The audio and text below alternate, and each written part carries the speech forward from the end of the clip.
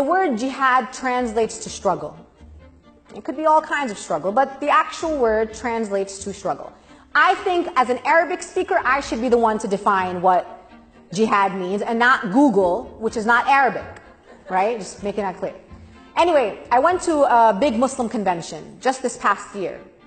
And I went to a Muslim banquet. I did a keynote speech, and I was trying to like motivate these Muslims to, organize in the resistance. And I said to them that there was a story where a man asked our beloved Prophet Muhammad, may peace and blessings be upon him, what is the best form of jihad or struggle?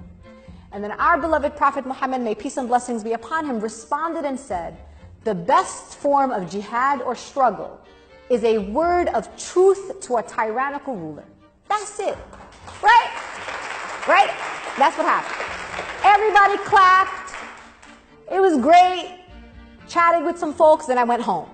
The next day I wake up and I'm trending on Twitter. And Donald Trump Jr., the son, now this is how crazy this is now, listen to me here. The son of the President of the United States of America was calling for my arrest for treason, for calling for a holy war against the President of the United States of America. I swear to God, go Google it, I'm telling you, it's horrible. Every celebrity, alt-right personality in America was going after me online. I was getting death threats. People were doxing my home address. It was crazy. The reason why I share that story is because I had a choice to make.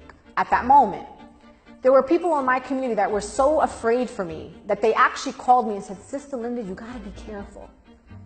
You can't be just saying these kinds of things.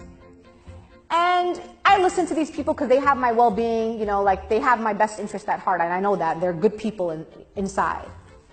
But then I decided to do something. And what I decided to do is I decided to double down.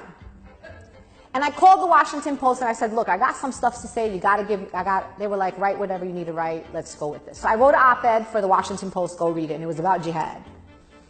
The reason why I'm telling you this is because I want you all, especially those in the room who are non-Muslim. We as Muslims do not tell Jews how to practice their religion in this country. We do not tell Christians how to practice their religion, or Sikhs, or Buddhists, or anybody else from any other faith tradition. And in that moment, I decided, why should I allow anybody else to define how I choose to practice my religion freely, as long as I am not engaging in violence or inciting violence against any communities? And why will I allow people who are clearly anti-Muslim to define my religion for me? How is someone who's anti-Muslim going to define what Sharia is, or what jihad is, or what other concepts in Islam are? For me, I drew a line. And I said, you know what? It's not happening on my watch.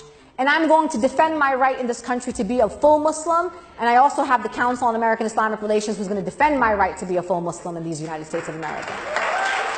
So if there are questions that you have about Islam, if there are things, I don't want you to be shy. I don't want you to feel like questions are inappropriate. I love when people ask me questions about Islam. Is it true this? Is it true that? What do you think about this? That's cool. If you want to know about Islam, it might make sense for you to ask a Muslim. That's my advice.